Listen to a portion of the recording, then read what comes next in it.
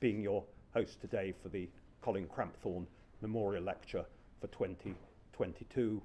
As many of you will remember, Colin, whose memory this lecture takes place, was an outstanding Chief Constable of West Yorkshire at the time of the 7/7 bombings, where a number of the terrorists came from his patch.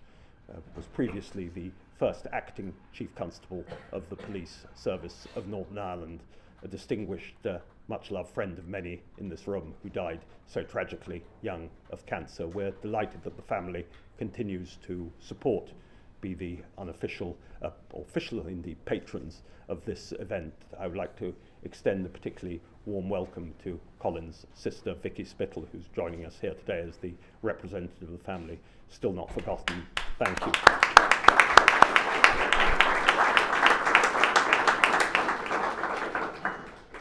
Particular pleasure, obviously, to welcome our guest of honor today, one of the most significant figures in American public life today, outstanding governor of South Carolina, outstanding ambassador to the United Nations.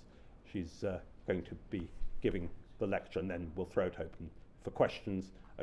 Only house rule, as usual, for all of you is no question too outrageous. You just have to state your name and organization first. So, Ambassador, thank you for honoring us with your presence. Very much looking forward to what you have to say on the great issues of the day, and I'm sure it'll be a memorable occasion. Thank you. Thank you again so much.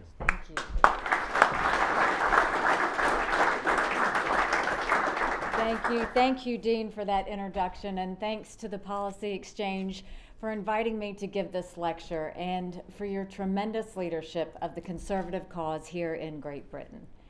I note that the presence of Colin Cramphorn's sister is here, and I'm so honored to deliver this address in Colin's memory. May his service and love of country continue to be a reminder to all of us.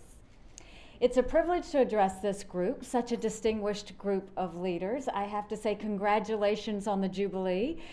You know, Americans are quite infatuated with the royals, so we were very excited to watch the celebrations, and I will tell you now all of America is in love and in awe of Prince Louis. There was not a mom in America that didn't appreciate Princess Kate as she was dealing with that situation. You know, the Anglo-American alliance was the cornerstone of freedom in the 20th century. To this day, it remains a foundation for progress in the 21st century. That is certain the case under the leadership of Prime Minister Johnson and the present British government. I have every expectation our alliance will remain strong. As I look to the future, I am determined to do all I can to strengthen the bond between our two countries. Our special relationship is grounded in shared history, shared vision, and shared conviction that our cause is just and our leadership is irreplaceable. Before I go further, I would be remiss in failing to mention your great Prime Minister, Margaret Thatcher. She is both a supreme example of the sort of leadership that I'm talking about and a personal hero of mine. My appreciation for Lady Thatcher runs so deep, in fact, that I have named my upcoming book after one of her many notable quotes. The book's title is If You Want Something Done. The full quote is, if you want something said, ask a man. If you want something done, ask a woman. I happen to agree with her. The book chronicles leadership lessons from truly bold women. Lady Thatcher is prominently featured. In fact, her example has inspired me throughout my political career, including during my governorship, as well as at the United Nations. I was also honored to serve at the UN alongside my dear friends, Matthew Rycroft and Dame Karen Pierce. They were both outstanding representatives of your country and great boosters of the Anglo-American relationship. These are trying times. The worst pandemic in 100 years is still sending aftershocks through our societies. Our families and businesses are now plagued by the worst inflation in decades. And most disturbingly, after nearly 80 years of relative peace, open war has returned to Europe. It is there that I will focus my remarks today. The unprovoked, illegal, and indefensible Russian invasion of its free, independent neighbor is a world-changing event. It will reverberate across the globe for years to come. And it should cause us to reevaluate and ask, how did this happen? Consider this. The Russian dictator, Vladimir Putin, gave the order to invade Ukraine 4 months ago. Had he known then what he knows today, would he have still given that order? Think about it. Had Putin known that there would be at least 20,000 dead Russian soldiers, would he have invaded? In 4 months, that's more Russian military deaths than he saw in 10 years in Afghanistan. Had he known Russia would lose at least 1,000 tanks, 200 aircraft, and 8 ships, including the flagship of the Russian Black Sea Fleet, would he have invaded? That is by far the worst Russian military losses since World War II. Had Putin known his country would be hit with sanctions that have produced a mass exodus of capital from Russia, shrunk its economy by more than 10%, and spiked Russian inflation to 20%, with even worse economic pain on the horizon, would he have invaded? What if he had known Germany would cancel Nord Stream 2, or Europe would begin to take real measures to wean itself from Russian oil and gas? And what if Putin had known his actions would cause a surge in NATO activity in Eastern Europe, bringing Finland and Sweden into the alliance and doubling Russia's border with NATO countries? Had he known all of that, would Putin still have waged war against Ukraine? I highly doubt it. So much has happened that Putin failed to anticipate. His best laid plans have been derailed. His best forces have been decimated, and the strongest parts of his economy are methodically undermined. And yet, this failure does not completely rest with him. The failure is amply shared with the West. Now, make no mistake, the blame for Russia's invasion of Ukraine rests squarely with Putin. But the West bears responsibility for a total failure of deterrence. We should have made crystal clear to Putin the full implications of his actions ahead of time. We didn't. And now we have the worst war in Europe since the Second World War. This dereliction of duty was years in the making. For too long, the West wrongly feared provoking Putin instead of taking steps needed to prevent him from starting a war in the first place. Many had come to believe dangerous arguments that stopped us from doing what was truly necessary. For instance, some say NATO expansion prompted Russian aggression. That's complete nonsense. Russia puts on a good propaganda game. I witnessed it every day at the United Nations. But Putin and his cronies are neither dumb nor delusional. They knew full well that Ukraine was never on the verge of NATO membership, and they knew full well that Russia has nothing to fear from the Baltic countries or from Poland. In fact, the opposite is true. It was not NATO expansion or Western warmongering that pushed Russia to invade. It was Western weakness that convinced Putin he could get away with attempting to swallow Ukraine. He saw America as too internally divided and distracted, and Europe as too bureaucratic and soft to stop him. And sadly, I have to say, he wasn't wrong. A large part of Putin's miscalculation sprung from America's surrender in Afghanistan last summer. It pains me to say that, but if there had been no Afghanistan disaster, there would likely have been no Ukraine invasion. Putin saw our lack of resolve in Kabul and assumed nothing meaningful would happen once his tanks rolled into Kyiv. Go back even further. The West's failure to effectively challenge the Russian occupation of Crimea in 2014 gave Putin a green light as well. Russian barbarism in Syria went largely unchallenged. Russian use of a chemical weapon right here on British soil in Salisbury in 2018, same thing. There were a few sanctions and expulsions, but not enough to shake Putin's resolve. I could keep going. The West's foolishness was boundless. Whenever Russia tested us, the West shrugged off the necessary strong response, fearing it would do more harm than good. It is critical that we all understand this central point. Appeasement never satisfies the appetites of tyrants. It only makes them want more. Trying to be inoffensive only emboldens our enemies. It leads to wars like the one we are now witnessing right now in Ukraine. Now we are furiously trying to punish Russia after the fact.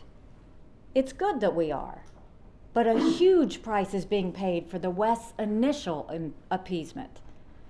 Our countries are spending billions more to arm Ukraine than we might have spent years ago. And we are taking economic actions that hurt us more now than if we had rolled them out years ago. But of course, the most painful price is being paid by the people of Ukraine themselves. Mass executions, torture, rape, forced population transfers, and widespread destruction of a once beautiful and proud country. Fighting back is decidedly the second best option. The far better path would have been strength that made our intentions clear before the invasion started.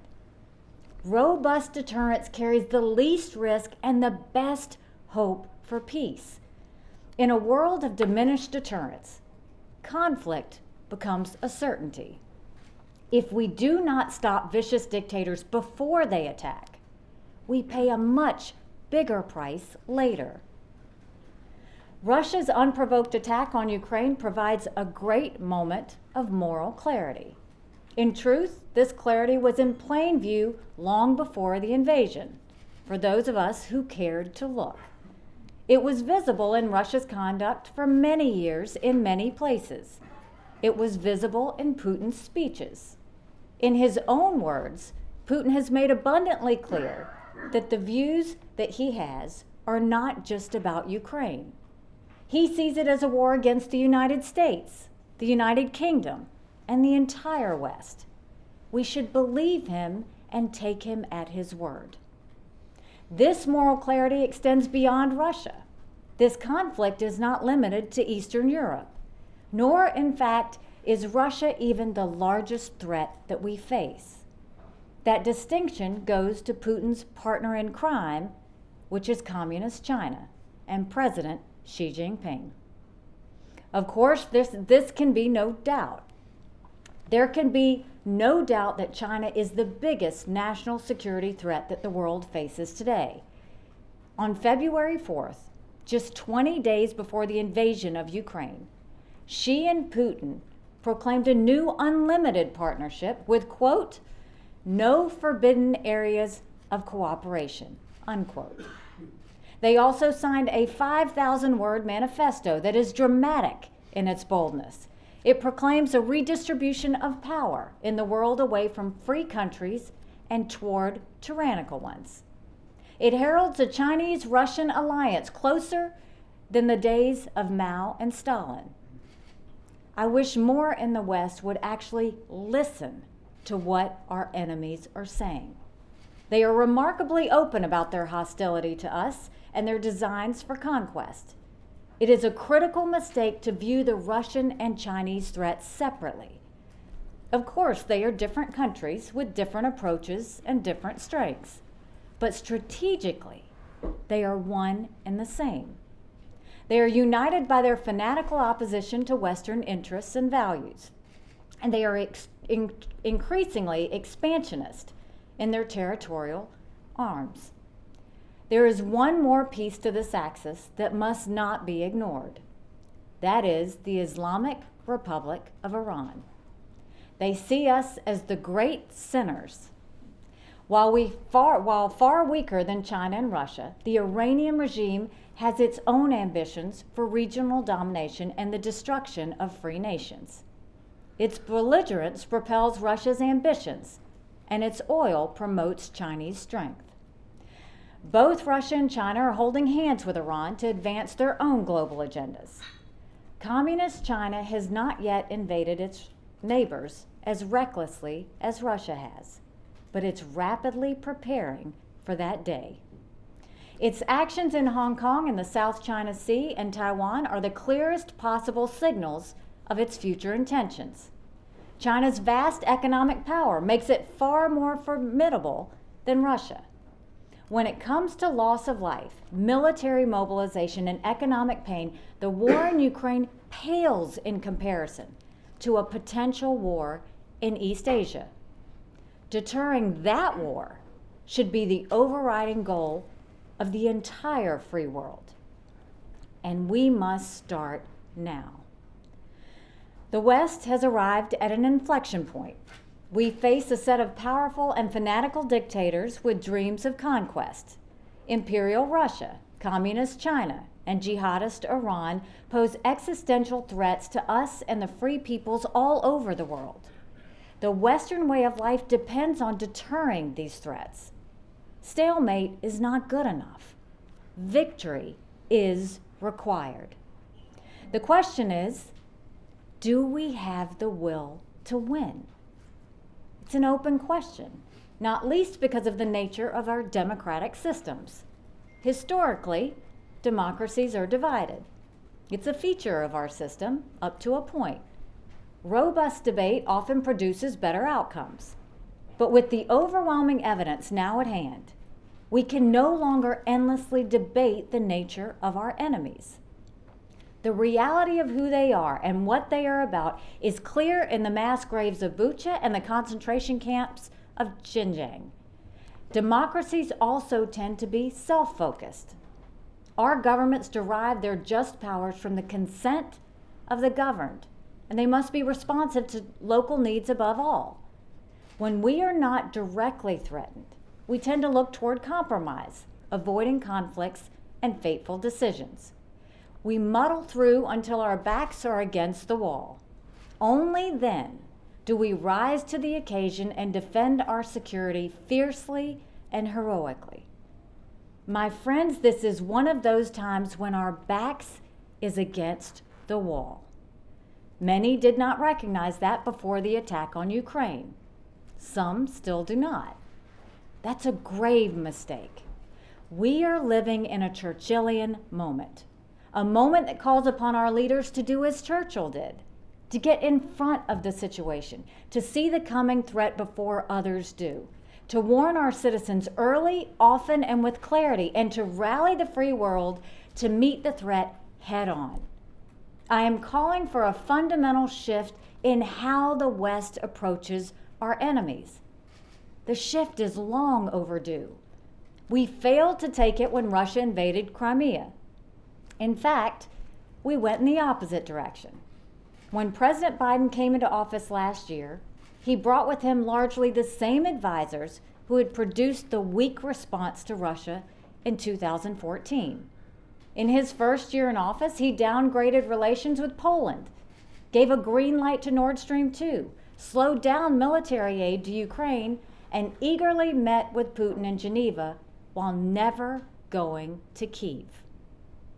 Russia rightly interpreted these actions as an invitation to evil. This lack of foresight was not limited to recent events or to Russia and Ukraine. We have similarly failed to make the right move with Communist China, not least when it took over Hong Kong. More broadly, in the 3 decades since the end of the Cold War, the West has mostly operated under the theory that economic cooperation with those who despise us fosters peace. We thought that if we did business with our enemies, they would avoid conflict with us. The theory encouraged European dependence on Russian energy. It welcomed China into the World Trade Organization. It drew the free world closer to the unfree world, assuming that we would get as much as we gave. In fact, we did not. Russia, and particularly China, got much, much more. To borrow a phrase from Prime Minister Thatcher, the West treated Russia and China as countries we could do business with.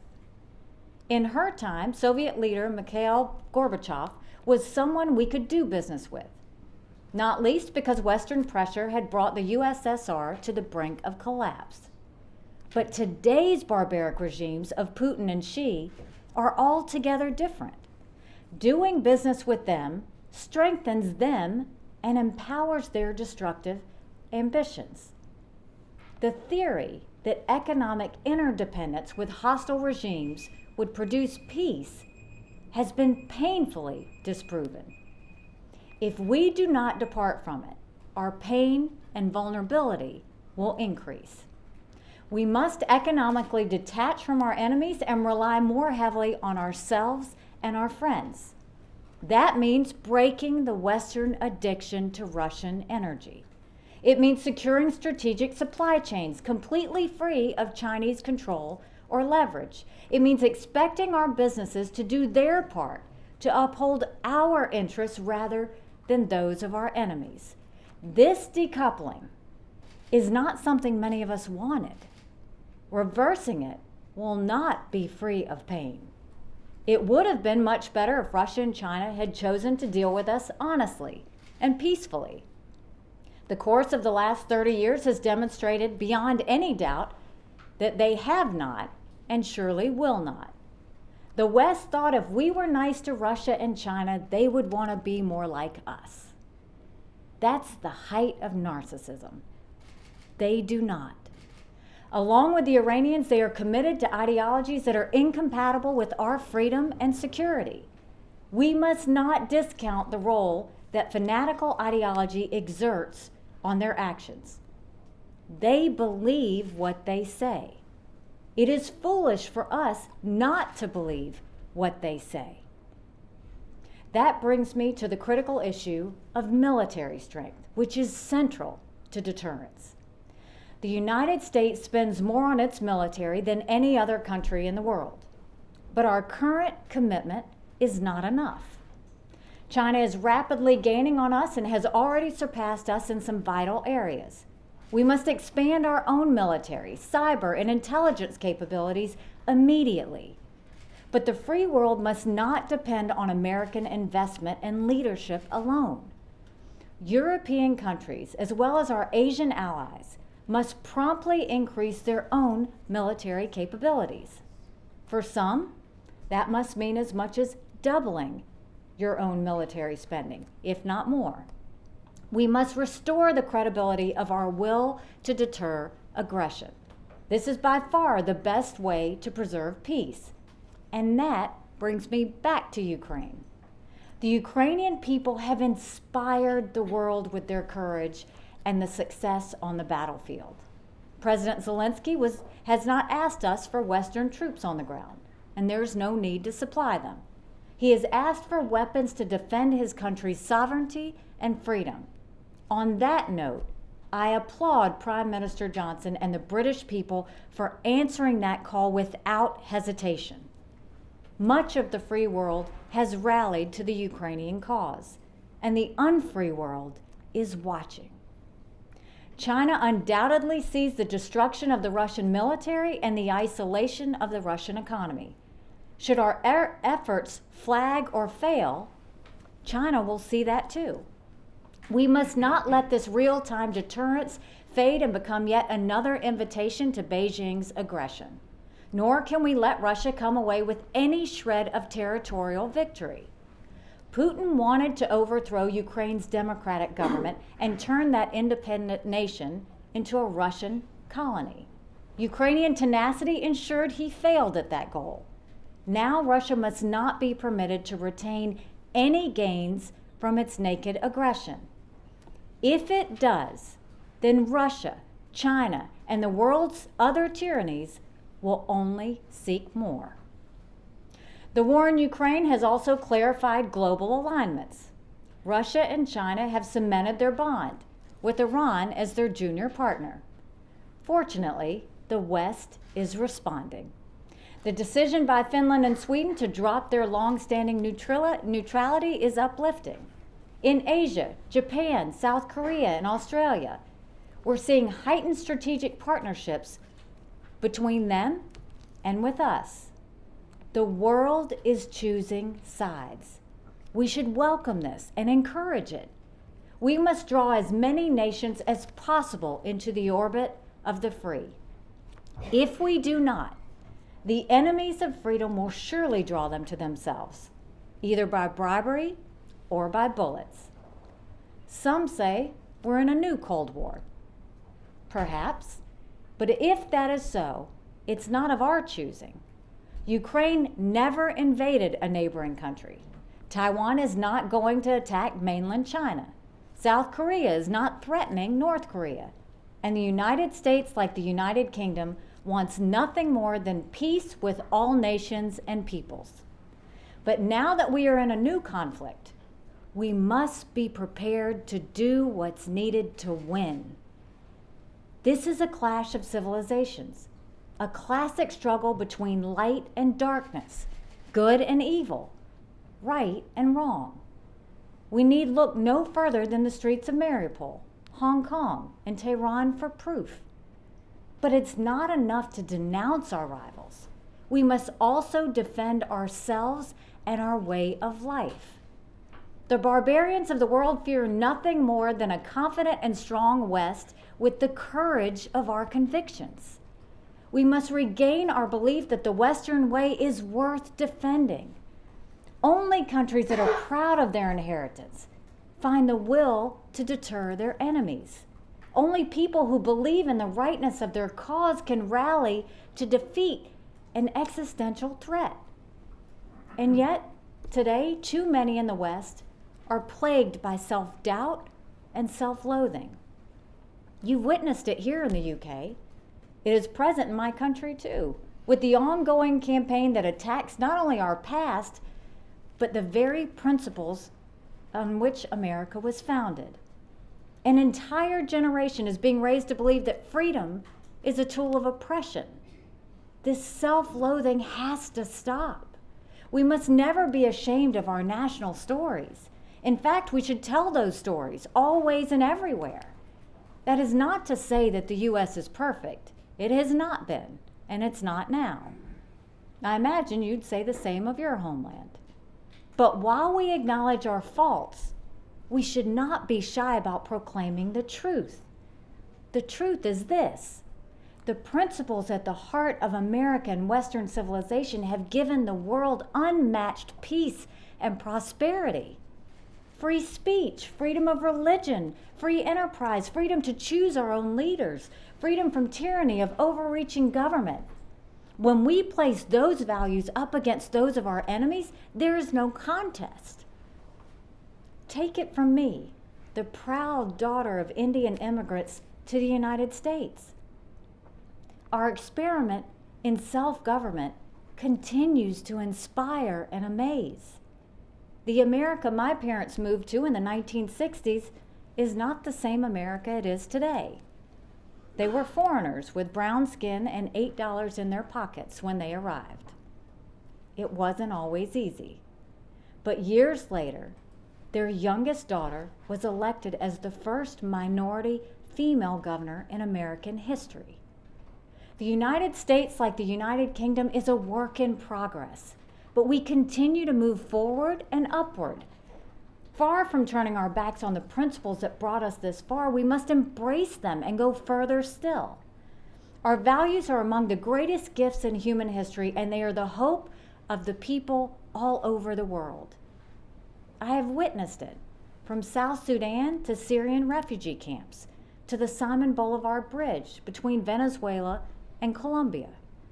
In this moment of clarity, we must restore our moral courage. We need the confidence that our cause is just and our principles are true. We need not look far to see an example of such courage. It shines brightly in the streets of Kyiv. We must bring it back to the streets of Washington, London, Paris, Berlin, and Tokyo. I believe we will. And I believe we won't just defend ourselves and our civilization. We will defeat our enemies. Nowadays, it's fashionable to say the West is in terminal decline. That's what some of our own academics and media commentators say. It's certainly what Xi and Putin believe. This doubt about democracy and freedom is not new. Dictators and madmen from Lenin to Hitler to bin Laden have been prematurely proclaiming our death for more than a century. Yet every time it looked like the West was falling apart, we rose to meet the challenge at hand and brought the world to new heights. I would remind today's tyrants that it was only 16 years from the fall of Saigon to the fall of the Soviet Union. And I would remind them that when President Ronald Reagan predicted the Soviet collapse from a podium right here in London, it appeared unimaginable. Just 9 years later, it happened. I firmly believe that freedom and democracy will also leave Chinese communism, Russian imperialism, and Iranian terrorism on the ash heap of history. We are now being put to the test. I have faith that we will pass that test like we always have. Our challenges are steep, but they're not too steep to overcome, so long as we believe in ourselves and our fight for freedom. My friends, in this clash of civilizations, we know how to win. We simply must have the resolve to do it. We have no higher calling as the heirs of liberty. Together with you, I pledge to answer that call and do my part to inspire our people and the world once again. Thank you, and God bless you.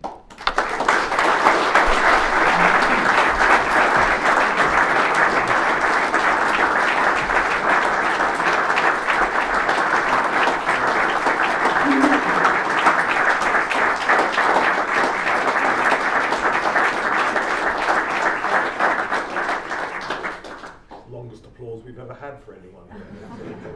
Measuring by that. Maybe they're glad it's over. Yards. There are a few smiles around. Lady there in the second row, if you just say your name and organization. Yes, if you pass the mic. From the Times. Ambassador Haley, you've given us some very inspiring words this morning. Thank you very much indeed. Thank you. But I wonder if I could press you a little further on how this is to be achieved in your own country, leader of the free world.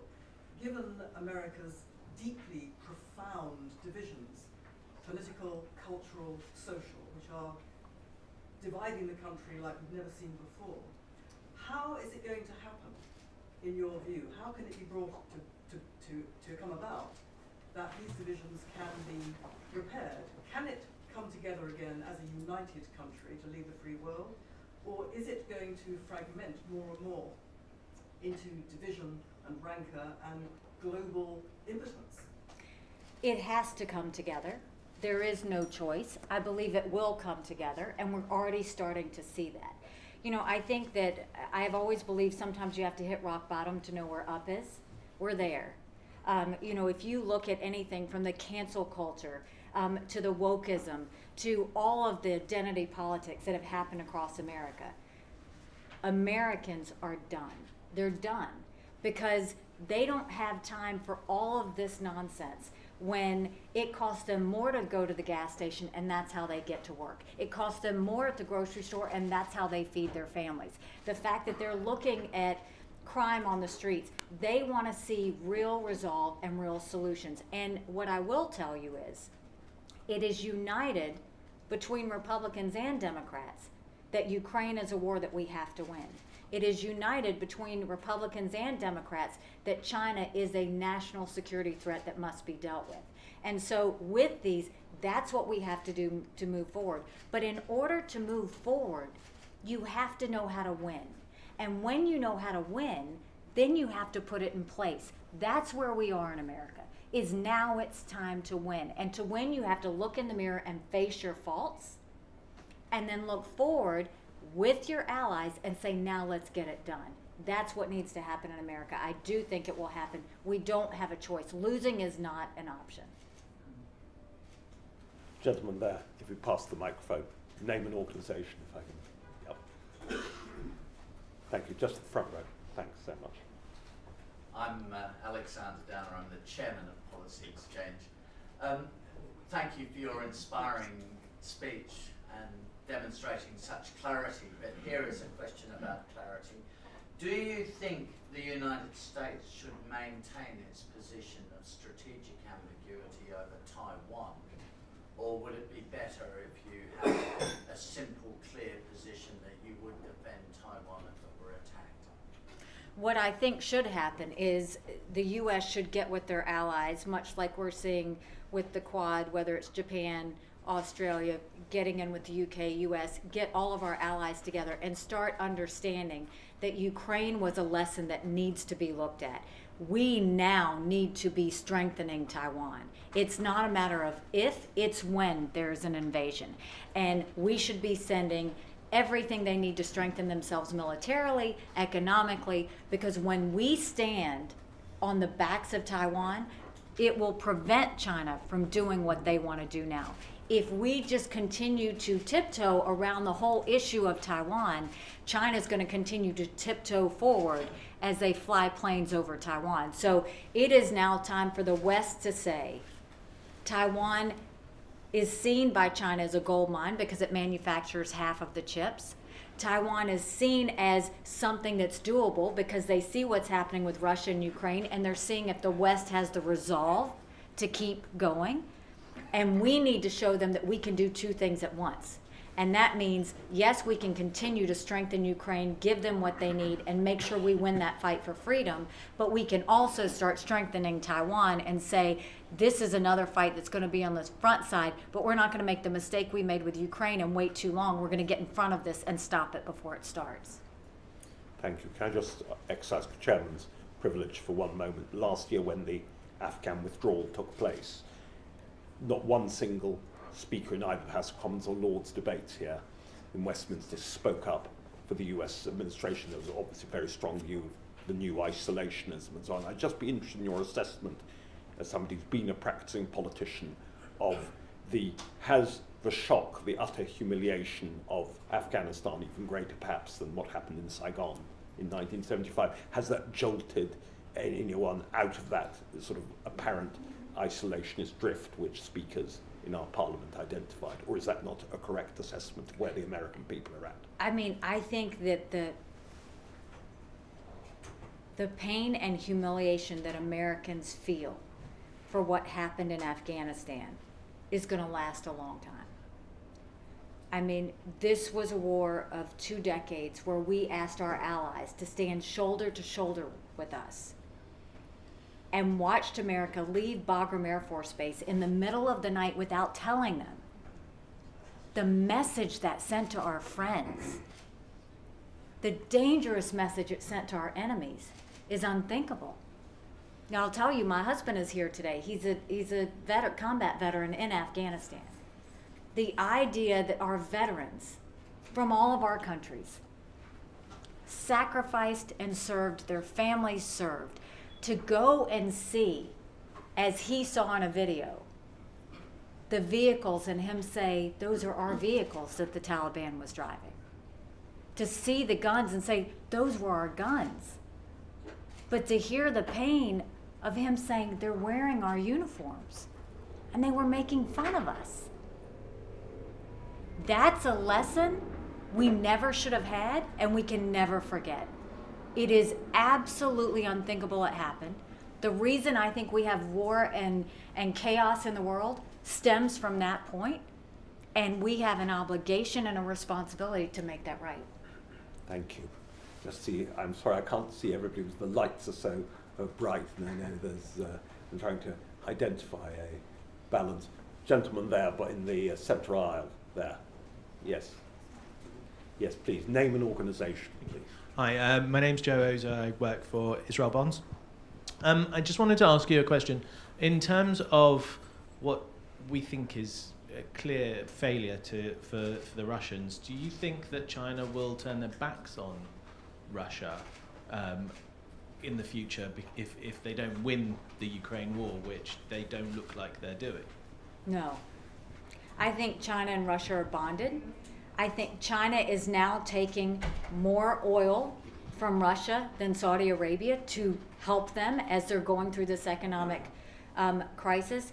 For President Xi and Putin to stand side by side and claim to be unlimited partners, we should take that very seriously. That means no matter what, they have pledged an allegiance to each other. And all of that is to make sure that they bring down the West. If we don't see that as an open, visible threat that happened 20 days before Russia invaded Ukraine, meaning Putin told Xi that was going to happen, and he said, even if you do this, I'll stand with you. I bet you the other side of that conversation is, but you have to stand with me when we take Taiwan. We need to be smart enough to see that. So what I would say is, let's quit talking about it and let's start doing something about it. And the way we do something about it is with strength. And strength will bring the prevention that we need. And we have to understand they are much more strategic and willing to suffer than we are. We have to be willing to do the pains and the sacrifices to make sure that we finally win this war for freedom, and we make sure that no other country has to go what Ukraine is going through. Just trying to get a flavour. Gentleman in the second row there. Yes, if you just wait till the microphone comes so people can hear you. Name and organisation, please. Thank you. Stephen Massey, I'm chairman of Conservative Friends of Israel. Yes. You mentioned in your very inspiring speech the need to get in front of all these threats, which I think is 100% correct. What should we be doing about Iran? Because clearly the threat there, obviously especially to Israel, is enormous, and there's a huge amount of appeasement that's gone on. What would you advocate as a sensible policy step on Iran? So, when I say multitasking, it very much is eyes on Russia, eyes on Ukraine, eyes on Russia, eyes on China, eyes on Iran.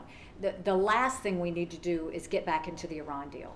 And that was catastrophic. It was never meant to be a solution. It was a stall tactic. It was naive. And now we know when Iran has turned off the cameras, not allowing inspections, they've been lying the whole time. It's the whole reason that President Trump and the administration got out of the Iran deal. Is because we knew they were violating multiple UN resolutions. They weren't telling us the truth. My British friends were constantly elbowed by me saying, don't believe this, can't you see what they're doing? Now that we're out of it, what we need to do is come together, those that look to get the Iran deal going, but add the Arab countries and add Israel to the conversation. It's their region. They're the ones that can hold Iran accountable. They're the ones that know the threats of Iran. The West now needs to realize this is a story about addition. Countries are choosing sides. Are they going to choose the Russian-China side? Or are they going to choose to side with the West? You know what the answer to that is? They're going to choose who can win. So when you look at that, does the West look like they can win? Does Russia look like they're going to lose? That's how we have to look at it. And Iran is banking on Russia and China. And Russia and China are holding hands with Iran saying, we got you, don't worry about this. It's time for us to wake up. Thank you. I see there are lots of other questions, and I don't want to disappoint many people I could possibly avoid it. Can I just see it? You've got row 3, and then you've got the row next to the last. Towards the back. There's some. I just see a hand, but no face there. Yes, I think a lady there on the right, to me on the right side of the room. Name and organisation, please. Malin Baker-Bogue of Stonehaven and exiled San Francisco Republican. You talked both about the need to increase military spending and also about the problem of wokeism. I was wondering if you could share your thoughts on ESG and the future of that and how that has potentially limited access to the funding that defense companies need in order to provide the tools that we need to win the fights that you describe, and where do you see that going over the coming years as countries refocus their defense investment? Well, I think the ESG has become a massive distraction in the way that, are there principles in there that we think are important? Sure. But when you go and say every company that we deal with has to tell us how they are performing environmentally, when we're talking about a national security threat. That's not right. When you talk about that they have to show sustainability, that's not right. If they talk about how we're going to deal with governance and identity politics and all that, that's not right. That's the distraction that we've had for so long. When we start talking about those things, that's the issue. If you're talking about military, let's talk about the military. Let's not talk about the military having to take a class on gender pronouns. Let's not talk about the military having to focus on anything else except for how to be strong, how to win, how to fight. And when it comes to all of that, that's the focus the military needs to have. Put away all of these other things. We don't have the luxury for that. There's not going to be a conversation about ESG if we lose this war. There's not going to be a conversation about ESG if we're no longer free. We've got to prioritize. And the priority right now is winning. And winning means winning for the sake of freedom, winning for the sake of these democracies that are trying desperately to survive. And I think we have to be very aware of that. And what we're seeing in America, the leftist side of all of this wokeism. I mean, from the fact that they're pushing critical race theory, not just in our schools, but in our military and now in our companies, telling a little girl when she goes to kindergarten, if she's white, she's bad, and if she's brown or black, she's never going to be a good enough, and she's always going to be a victim. I mean, we got to snap out of it. And you know who is benefiting from this? Russia and China. They love that we are this distracted right now. They love that this division is playing out. We have to be smart enough to get ourselves out of it. Just two more questions, if I may. Just the gentleman in the central aisle there. Sort my hand. Yeah, just ahead there. Just ahead of you. No, just behind you. Thank you so much. Can name an organisation, please. Sorry, my name is Barak Sina from Strategic Intelligentsia. I very much appreciate your inspiring words. It's often mentioned that the international system is unraveling. And do you think we need the equivalent of, say, the Truman's administration's wise men to create a corrective to international institutions? So you've got China's Belt Road Initiative or technology or economic system attempting to challenge that of the West's. Do you think we also need an institutional approach that is a self-corrective? What I don't think is that we need more talks and academics and bureaucracy. What I do think is we need to simplify the situation that we know how to win. And the way to win is to make sure we're strong militarily so that we prevent war, that we're strong economically so that we are only dependent on our friends and not our enemies, and that we look at what national security threats are out there and we make sure that we're not leaning on Russia, China, or Iran to get any of those things, and that we make sure we build back up this patriotism of the West that knows that what we believe is right and what we believe is worth fighting for. That's where I think we need to go. I think a lot of what's happened is we've spent a lot of time talking. We need to start doing. We've won before. We can win again. You don't have to recreate the wheel. We just have to do. And I think that's the part. It's amazing how we just need that push over the cliff, because then we'll fly. But until then, we keep looking at each other going, let's talk about this one more time. Let's talk about it one more time. No, just jump. Let's do it. Let's win. And when we do, we'll all be better off. Gentleman just two behind the last speaker. If you ahead there, please, a little ahead. Thank you. Name an organisation, please. Thank you.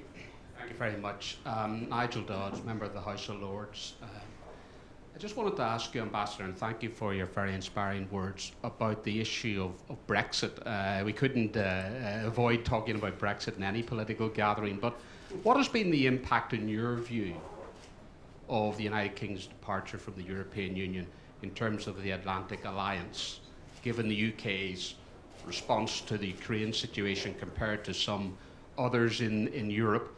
And secondly, there's been some major commentary on Capitol Hill, and particularly more muted in the White House, about the legislation which has been brought forward to restore Northern Ireland's place in the United Kingdom after Brexit. Should that worry Americans? Is a strong United Kingdom more cohesive and internally strong not a good thing for the Atlantic Alliance? Thank you. So first with Brexit, I watched with bated breath on Brexit because I love when people use the power of their voice, and the fact that they wanted to leave the EU, I don't blame them. I was a Brexit supporter. I think that the UK can stand strong alone. And I saw at the United Nations what the EU does. It makes all these countries do what they want them to do and not what's in their best interests. So to me, this is an experiment that I hope is successful. Because I think that if the UK can be successful in Brexit, you will see other countries do the same thing, and I actually think that'll make the West stronger. It was interesting at the United Nations because as my British friends would, we would be there together. When they would leave the room, the rest of the European countries would love poking at them and talking about them and hoping that they would not be successful. But when the UK would walk back in the room, they acted like they were the best of friends. So look, for America, we want the UK to be successful because a strong, successful UK makes a strong, successful America. And we are sisters in arms, and that's what we want to see.